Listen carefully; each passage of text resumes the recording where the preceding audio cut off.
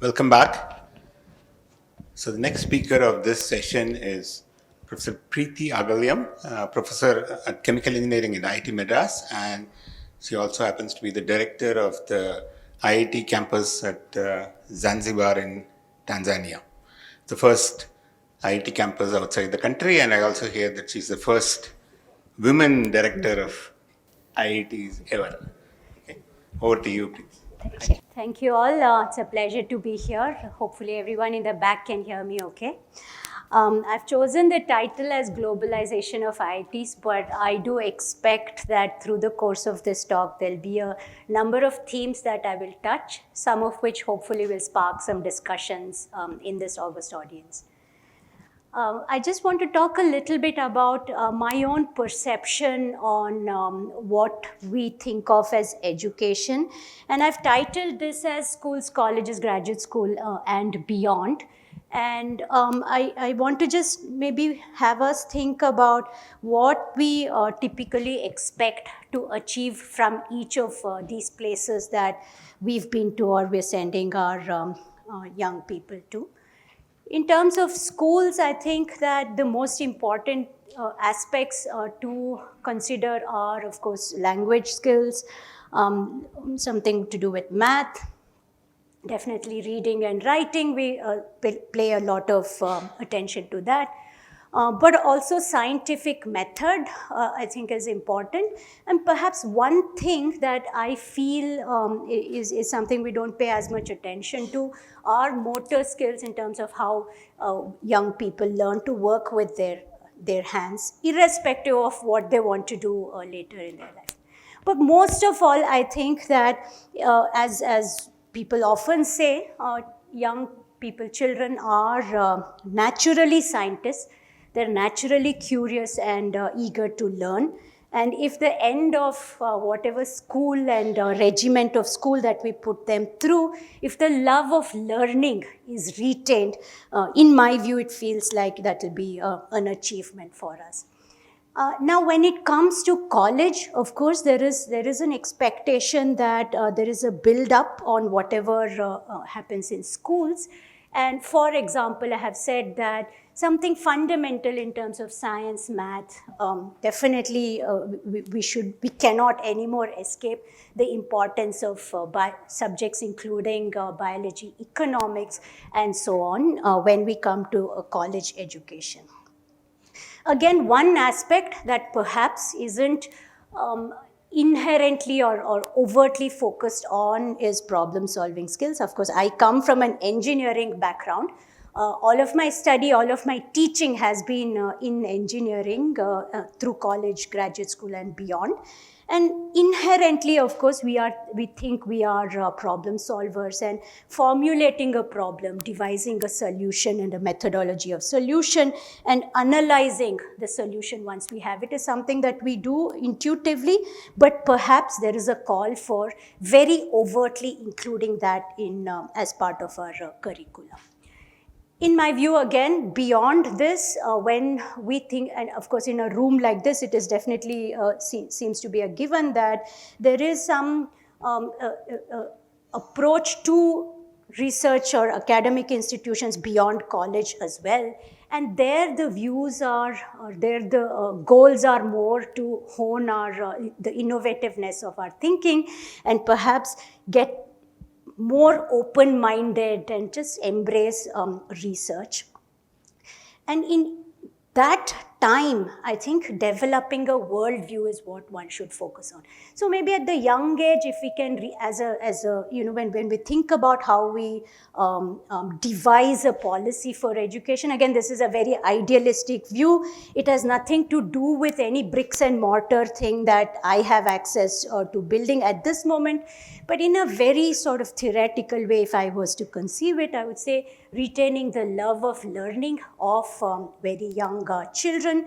And then when they get to college, thinking about how they can hone a special interest that they may have. And then if they go beyond, to think about how they can really develop a wide canvas and a worldview is probably one way in which we could parse the evolution of education for people. Now, of course, I'm a chemical engineer, so cannot avoid the pipe analogy. Very often we know that there is talk about the leaky pipeline, as they call it, and we lose people. We lose people in going from school to college, and then we lose, so to speak, in going from from colleges to education beyond that.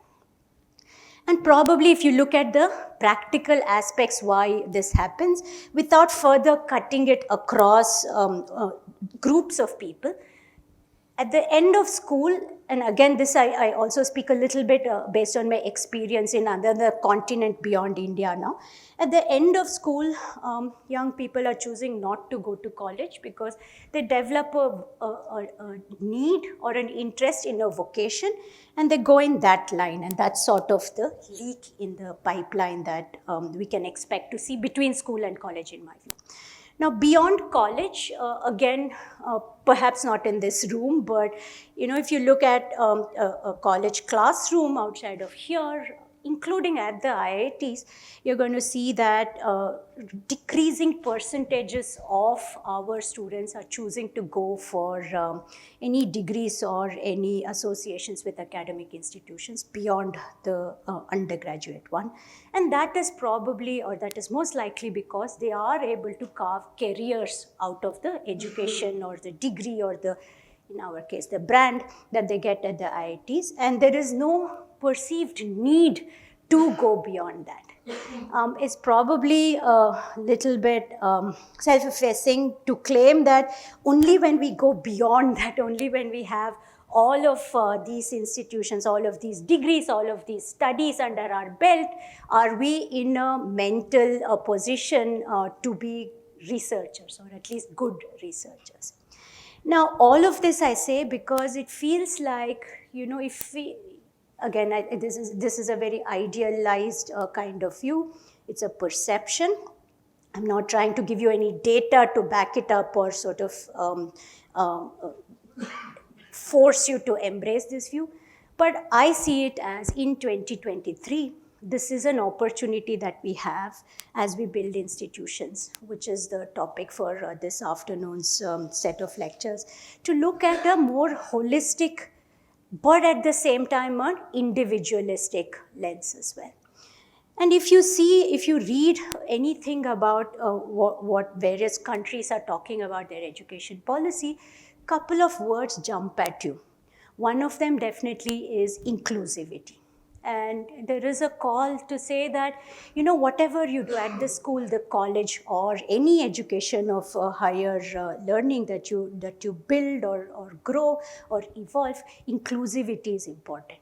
There's also a little more about financial sustainability and globalization that are called out by various governments and powers that be.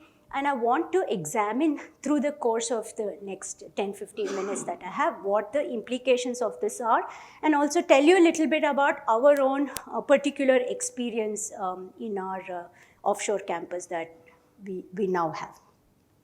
I want to start first by talking about inclusivity, and I do want to question whether it's even possible to foster inclusivity in some very broad sense in an educational institution and keep the essence of that institution essentially. In terms of definition, when we try to parse what they mean when people talk about inclusivity, it seems that the idea is to bring education to really large groups of people. And I put education within quotes because I think we can agree that education doesn't necessarily mean degrees that you get. You've spent 4 years and you get an undergraduate degree. You spend 2 more years, you get a master's degree. Not sure if that is what education is. But if we say that that is what it is, idea of inclusivity in the world right now seems to be that we want to bring at least the governments, the ministries, the way they want to portray this is, let's bring education to larger groups of people.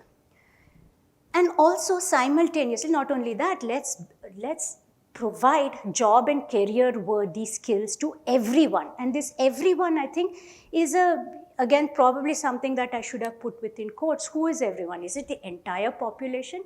Seems like that is the case. And one side note I will add is that there is a little bit of a perception that we need to bring in, that we want to create unfettered access and agency for every citizen, perhaps, if I'm thinking as a government, and that is probably what we want to consider as inclusivity. Now, if that is the case, I do want to ask you to think about a few aspects of this. One is that, if it's equality in a sense that we are looking about, what about the aspirations of individuals? They're typically not equal across the board, whether it's just in terms of what kind of degrees, what sort of letters in the degrees people are looking for. Within those letters, what are domains that young people want to look at? There's also things like individual goals, which are, they shouldn't be buried under this umbrella of inclusivity, perhaps. Furthermore, every individual is looking for, possibly, maybe not everyone, but large groups of individuals are looking for something that they can leave behind as a legacy and some impactful contribution they can make to the course of their life. Are we going to lose that if we sort of harmonize these things? And the last thing, which is obviously something that I do want to pick at when we talk about the IITs in particular, is there's also a simultaneous or bugle call that we should be rewarding merit. So how do these two seemingly contradictory things compute is one question I want you to maybe think about. While I go forward and talk a little bit about the IITs. So I've had experience of the IITs for now a large number of decades, I must say. I did my undergraduate study in IIT Madras many years ago, and I've been a faculty over here in the IITs for more than 20 years now. So if I think about what is the essence of our IITs, not only this one but the others as well, it seems to be that we give a lot of premium to the student experience, first of all.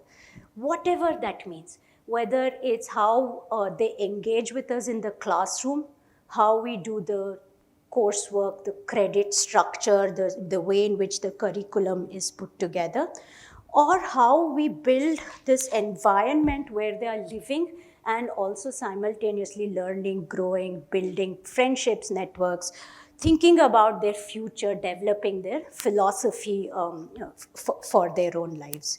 So that student experience, I think, is central. That sort of high quality, really broad student experience is central to what is an IIT essentially. But not only that, there are in IIT Madras 700 faculty right now.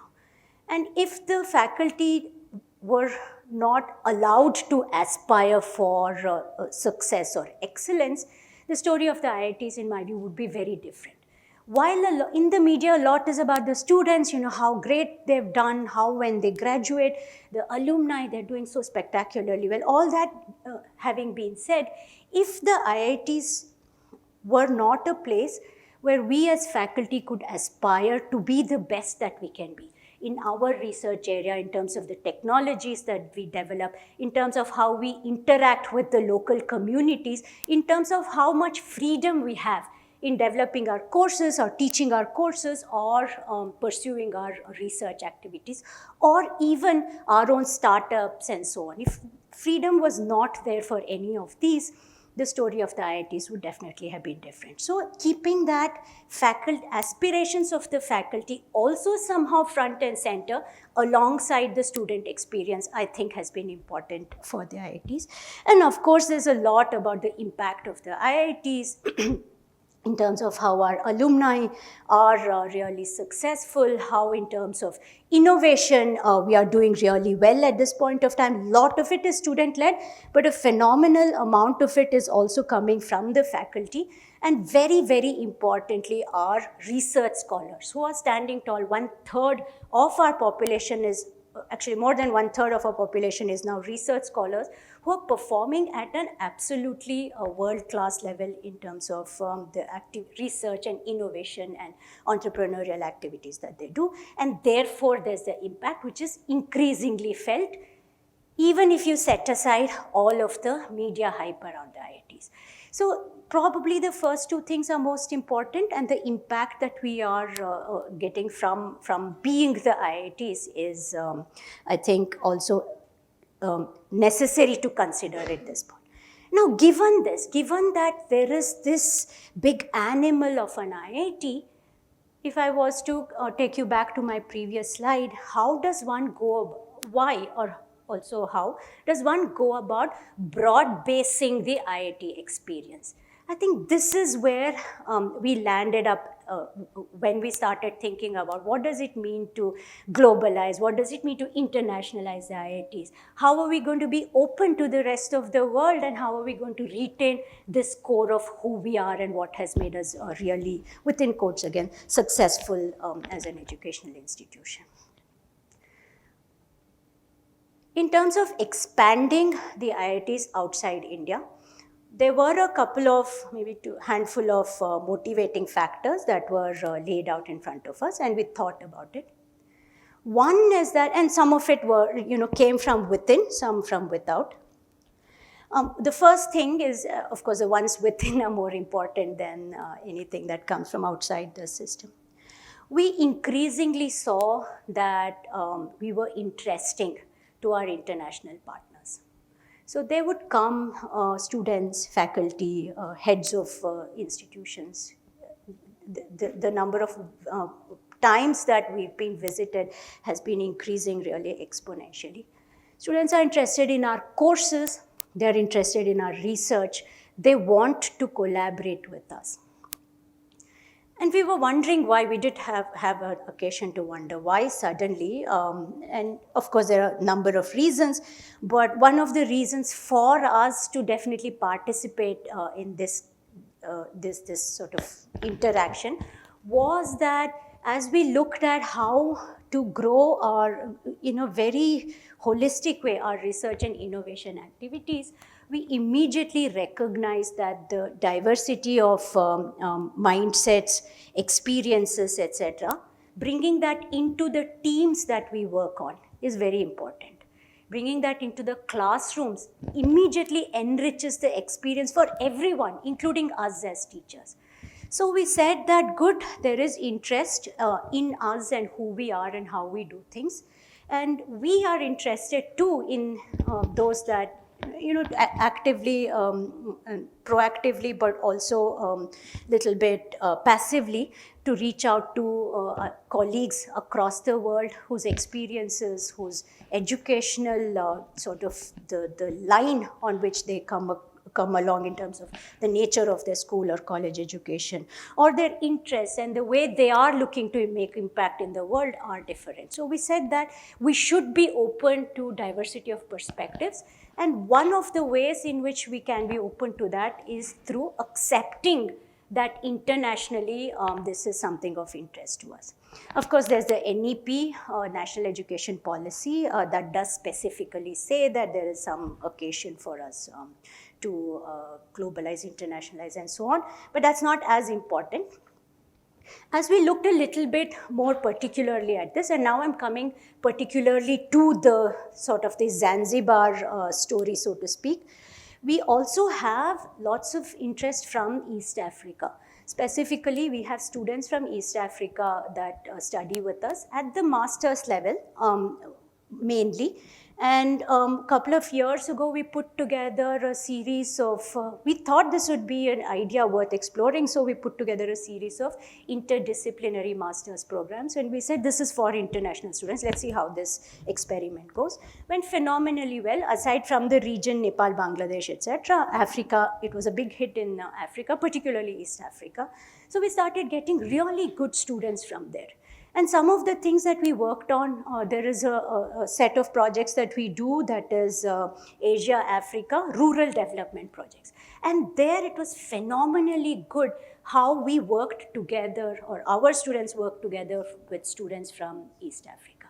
So we said all this is looking great, The region is going to grow. There's no question about it. In the near future, it's going to explode. In terms of the young population, the numbers are big, and they seem very hungry for this kind of experience, and within quotes again, education, if not degrees. And culturally also, through the many visits that we had, we found that we had lots of common themes that we could go with, which we could maybe help foster some sort of friendships and more academically relationships. Just a couple of photos from our campus. Some of you may know some of our banyan trees. It's just some of our international students through programs that we do in the Office of Global Engagement over here. So all this story led us to where we are now, which is the Zanzibar campus of IIT Madras. As I was saying to some of you when we were having tea, it's a little tiny island, 150 kilometers north-south and 50 east-west, just off the mainland of East Africa, very close to Dar es Salaam, which is a city that you may have heard of. We've already launched our campus over there. We launched it a few months ago in October 2023. And one of the architects, one of the primary people that are with us, that are helping shape this institution is sitting over there, far away from you. You can't see him. But my colleague, Professor Nirav, is up there as well. And he's been one of the team, which consists mainly of, at this point of time, of IIT Madras faculty who have gone from here to teach, to administer, to put together the program, student selection, and sort of setting the stage for the next set of faculty that will come into this campus and so on. So academically, it's completely in IIT Madras hands, and location is really beautiful. I have some photos later. How have we structured this? This is an absolutely unique experiment that we have done. First time for the IITs for sure. Little bit of a first for definitely Indian government, although there are many private institutions, BITS comes to mind, that have a campus abroad running very successfully. Our structure is very sort of bimodal in nature. We retain all of the academic autonomy in IIT Madras, and then the financial influx is completely from the local government. And this sounds, when we first thought about it, when we first started discussing it, we said this sounds insane, but it's gone, in fact, it has been a great partnership for us. And of course, we have some additional elements in the structure. For example, a governing council to which the institution sort of reports, and that is constituted from both sides, so to speak, and is chaired by a representative that sort of has primarily the interest of the institution. So what we are looking for and what has been our experience is that as long as the team is focused on working together to build an absolutely stellar international institution, although this sounds really insane that somebody retains academic autonomy and somebody brings in the finances, although it sounds insane, it is possible to do.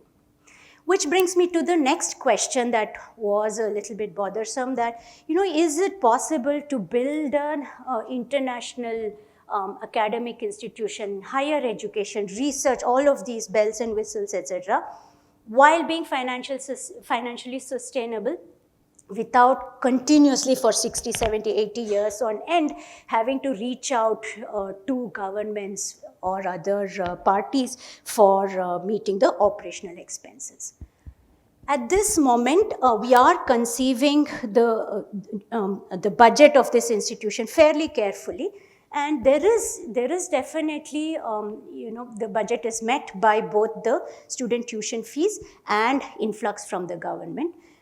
But the idea right from now is to see how we can provide a proposition to people that want to study in our institution that makes it really attractive for them, that makes it attractive enough for them that, maybe in the future going forward, we can sustain the operation of this institution through whatever revenues come into the institution, through tuition fees and other programs that we run over here. So while doing that, I think it's also important to question things like what are academic programs that what are degrees and so on that we should bring, what does the region need, and of course we have other strengths at IIT Madras, and we should see how to leverage that. I'm going to need to skip over a few of these things, but I do have photographs for you next, so I think that will be attractive. We are bringing in academic programs into the institution very calculatingly, such that it optimizes what young people want to study, not that we 50, 60-year-old people foist what we think is important for young people to study. So we want to bring that flavor definitely into every program that we make. Of course, it should get them jobs, careers, aspirational ones that makes them feel excited about waking up on Monday morning and going into work.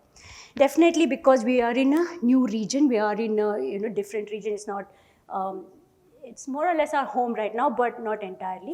So we have to be really clear on what the region needs as well, what is going to be good for the region. And finally, last but not least, what are the strengths that our institution going in has? That's not a big deal in some sense, because across these 700 faculty members that we have, our interests have become really broad right now, and we are able to service the needs of any domain, so to speak. We have internal experience, expertise in many of the domains, and we can bring academic programs, at least in that interface of science and engineering and math and data science and so on, very well indeed. So the idea is that this institution should really offer students more than just that college degree, much beyond that, so that it is worth the paper it's printed on. So just a few photographs which I promised. That's our campus. Karibu is welcome in Swahili. And these are some school students that visited us. Some more glimpses of community cleanup activity that we engaged in. It's just been a couple of months, but we've done 100 things already because it's important. Also, the place is absolutely spectacularly beautiful, and that's from a flight that we took recently, and that's more or less near where I live. They're laying the road and so on. But so there is some, I wanted to show this photo because I think there's some responsibility incumbent upon us that this is not spoiled in any way. So 10 years out, these photographs look more or less the same.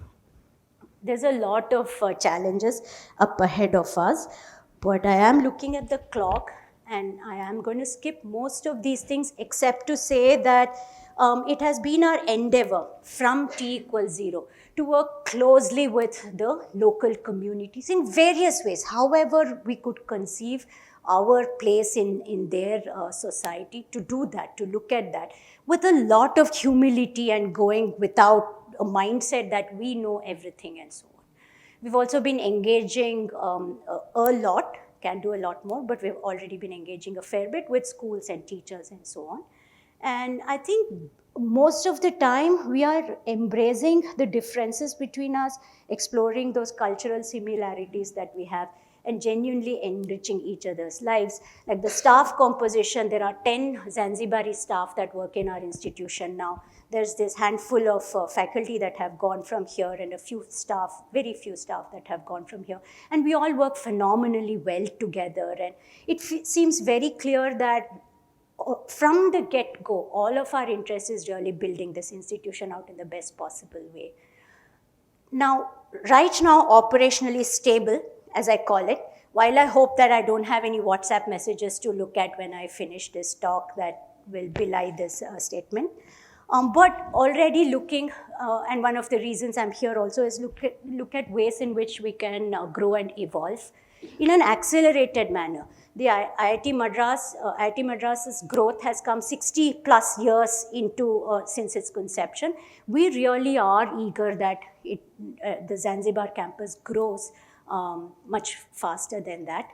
We are looking immediately at what are good academic programs to bring, how to foster student-led innovation, which is what our students over here love, and already the interest for that is phenomenal from our Zanzibar campus as well. And like I said earlier on, the faculty-driven research is also central to our institutions, and how to make sure that the quality of that, the aspirational nature of that, the impactful outcomes of that are retained as we grow this institution with an accelerated rate as well. So learned many things, I think. I'll stop with this. I already mentioned that local engagement is important, is what we've learned. Adhering to academic excellence is possible. Every decision we've made, there's been no question that has been retained. Learned a lot of humility, and I said that as researchers, we are inherently open-minded, or we have to be, but learn to be a lot more open-minded than that. Some of these are personal learnings, personal growth, I think, for me. And every day, every second of the day, I put a question mark right at the top of the pyramid, because every day, every minute is more and more things that I learn about our own place in this big wide world and what it means and so on. It's been, I think I speak for all of my colleagues and all the students that are there in this, 45 students in this first cohort at IIT Zanzibar, absolutely rewarding experience. Highly recommend building an institution like this somewhere far away from here, but in a beautiful place. Thank you very much. Thank you very much, Preeti. Are there any questions or comments?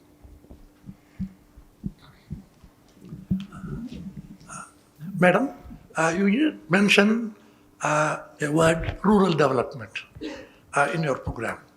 I wonder if IIT Madras did talk to MS Swaminathan Research Foundation about what kind of content could be included? I will say yes, definitely. It has been several initiatives in that regard. Some of them are smaller than the others. The one I spoke about is a little bit of a closed one, which comes from an organization called ARDO, which is Asia Africa Rural Development Organization, and they have some mandates. So the program that I spoke about works within the mandates of that. But we do engage with MSSRF frequently on maybe not this program, but various other programs that we have. And our outreach in rural development has been significant, especially in the near future. Just yesterday, we had a visit from Sri Lankan minister, and we have deployed a large number of rural-based initiatives in Sri Lanka, which mirror what we've done in Tamil Nadu. It was the first time I saw, some information about that, and I'm not myself very closely involved in that, but there's been plenty. But I do thank you for your suggestion as well. Thanks, Preeti. It's a very interesting experiment you've embarked on, and I know it's early days, but this structure of IIT Madras controlling the academics and the government finance, down the line, I expect you would be hiring Tanzanian or other African faculty members, and down the line they will also be members of your faculty council and so on. How long do you think this dichotomous structure will work, or will they also be absorbed under the IIT Madras umbrella in some sense? Thank you for this question. Not very down the line is what we are hoping. Hirav is smiling at me. We have a call out for applications for early career faculty. And we've got, everything about this institution is international in flavor, right? Our students come from everywhere. Right now, we have mostly Indian and Zanzibari students, but it's open. We had applications from across the world. Likewise, for faculty, we have applications from everywhere, including from Tanzania already.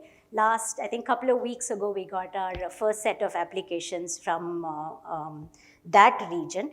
And if all goes well, and if they meet the requirements in terms of whatever we're expecting from faculty, sooner rather than later, we may have them on board. And I don't want to use the word dichotomous, because I think we are genuinely doing everything in our power to work together, to put our feet forward as one team. And it's just that, the degree is IIT Madras's degree. And that means what it means, and that cannot change. That's the only thing. I already mentioned that the staff is composed of individuals from both India and Zanzibar. Very soon we expect the faculty will be the same. Maybe in the governing council is half-half. The chair of the governing council is Zanzibari. Hopefully the next director will be a local one as well.